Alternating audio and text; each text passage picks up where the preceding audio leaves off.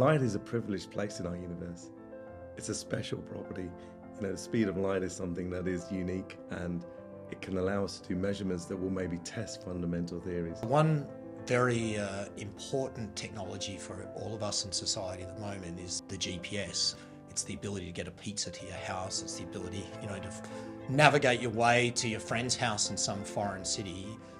As I understand it, this is worth something like $2 billion a day of global productivity, and yet that system, which has become ubiquitous and that we all depend on, is also very vulnerable. One of the things I really hope is that our work will provide alternatives to the current system that is not so vulnerable, and that provides security to our society. We are going to put our efforts in to create a very, very sensitive sensor for molecular sensing that can be used to diagnose common diseases, and replace blood tests. Just breathing into a tube and getting all the fingerprints of the molecules within our breath, that's very, very useful. And this technology can be very sensitive, so it can detect diseases at very early stage. So there's this ideal zone around stars that's called the Goldilocks zone.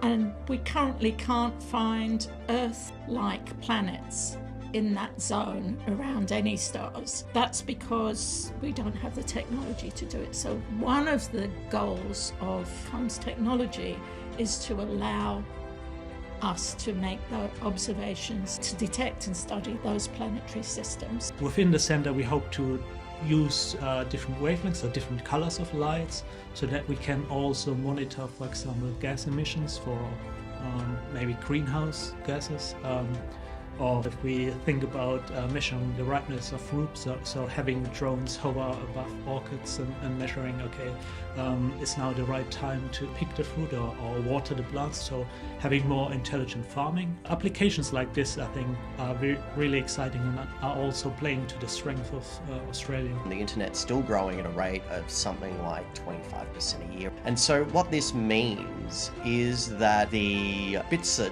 join us all together, the fibres, optical fibres that we have strung around the world, we need to do more and more and more with them as time goes on.